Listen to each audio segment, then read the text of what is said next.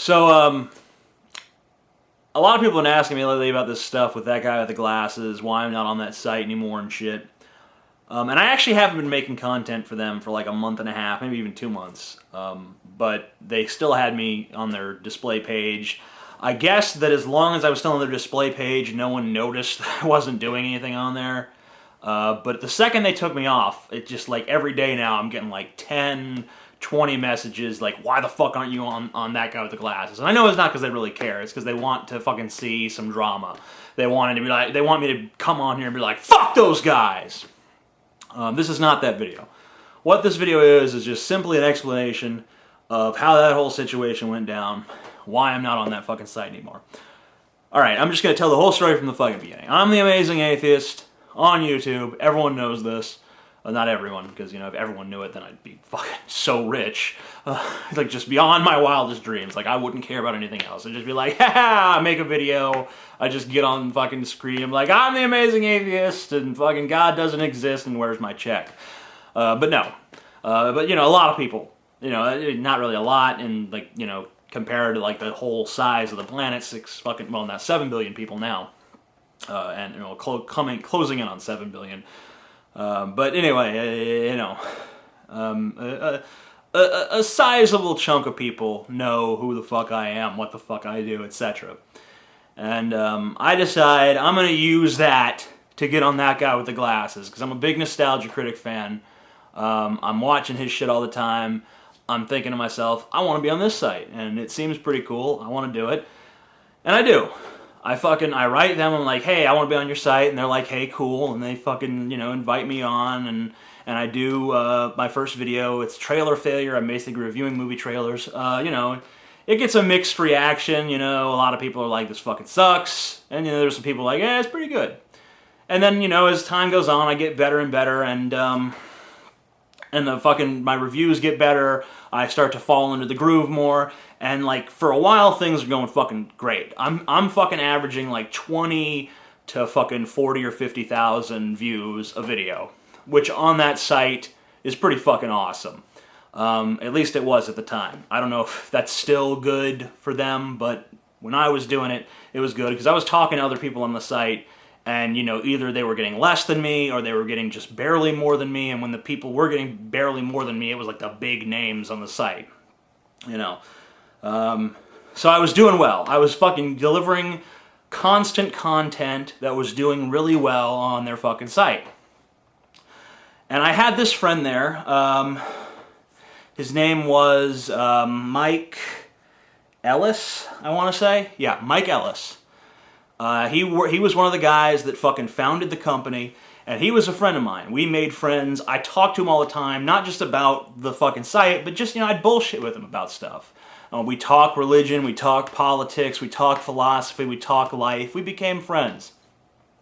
And, he would tell me, like, all this, like, the dirty secrets behind what, everything going on, and, like, what content producers he didn't really like.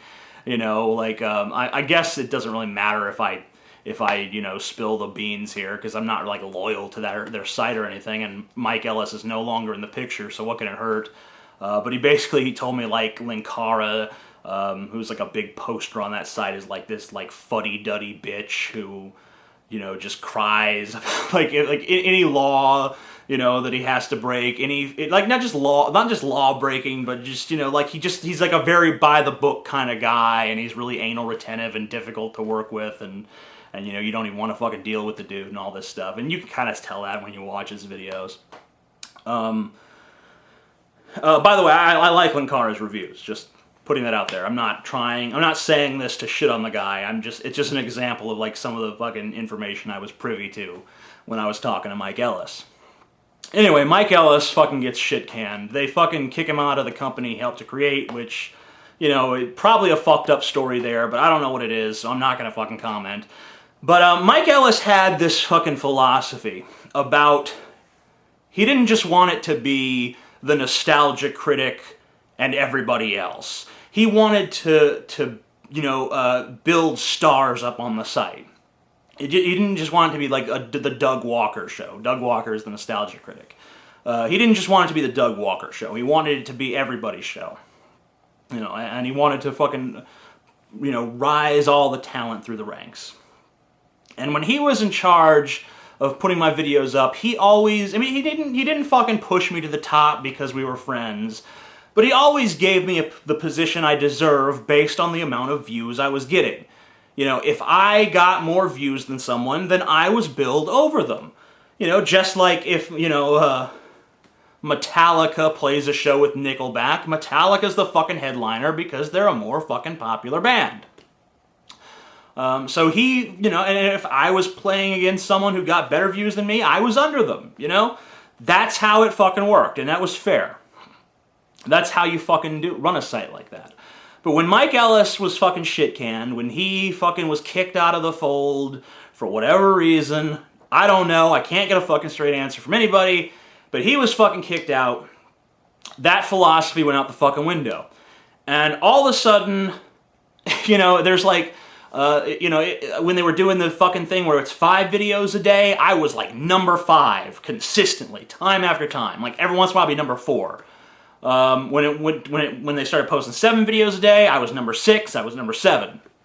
You know, and I was still getting pretty good views at this point, but I was very disheartened by the fact that, you know, I was very clearly being like pushed to the bottom of the pile, you know, to make room for people who weren't doing as well as I was. And that was very frustrating. And as a result of that, I stopped fucking trying. I mean, I kept making videos for that site, but I no longer gave a shit. And it was very clear that I didn't give a shit.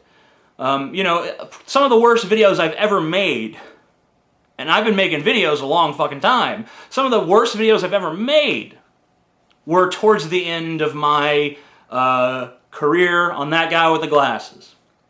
Because I just didn't give a shit. Because they didn't give a shit. I was just like, well, I guess I'll deliver some content because I'm obligated to. And it pays well. So I did it. I kept doing it. And, you know, the videos started sucking, and plus they're getting bottom billed, and, you know, eventually the audience just fucking evaporated. I'm not doing too well anymore. You know, I'm at the point where I'm not doing fucking 30, 40, 50, 60,000 views a video. I'm doing like 5,000 or 6,000 views a video. And, you know, for, you know, obvious reasons, because I'm not trying, the videos I'm putting out are not very good, and they're being billed poorly, the site's not supporting me, and then I make this video, like the top 10 gayest music videos of the 80s. I put it out, it's still on my Blip TV channel, you can check all my fucking Distressed Watcher stuff down there. I make that, and they won't put it up, and I ask them, you know, why, and they say, oh, well, you know, we're afraid you're gonna get trolled. And I'm like, what do you mean I'm gonna get trolled? And, you know, at first I'm thinking they don't want it because they think it's homophobic. That's what I'm thinking. I'm like, I explained to them, like, I'm not being homophobic here. There's even a thing at the end of the video where I explain that I'm not being homophobic. This is all just for fun. It's all just a joke. And it turns out that I was giving them a little bit too much credit because their real concern was that their audience, the people who go to That Guy with the Glasses, would be too homophobic, and they would fucking balk at anything that discusses homosexuality. So I was kind of like, whoa, you know, that's a little fucked up. I mean, you know, I give more credit to the That Guy with the Glasses audience than to think they're a bunch of raging homophobes who are gonna just be pissed off at this video. So anyway, after I did that, after my video, after they wouldn't put that video up, I got even more just like, who gives a fuck? I started missing deadlines left and right. And basically, at some point, I was just called into a meeting with like the head honchos of That Guy with the Glasses, and they told me, you know, your stuff is kind of dark. You do this stuff for The Amazing Atheists, and we feel like it's going to repel advertisers, and we're really more trying to be, you know, a mainstream company, and you're a little bit out there. So please, you know, we're just, you know, you can keep posting videos till the end of summer, and we'll kind of just ease you off the site, and you can do your farewell video, and it gives you time to get your own site up and stuff like that. And I said, okay, I'll take you up on the offer. And I did for like a couple weeks, and I'm just like, why am I bothering with this? So I just stopped posting stuff. I just figure, after I miss a few episodes, they're going to realize, like, he just ain't doing this anymore. And I thought they'd probably just take me down. But they actually did leave my my section up until the end of summer like they promised they would. So good for them on that, even though I didn't really take advantage of it. And that's why I'm not on there anymore. And I have no hard feelings against them, but I know a lot of people were curious, so that's the fucking story.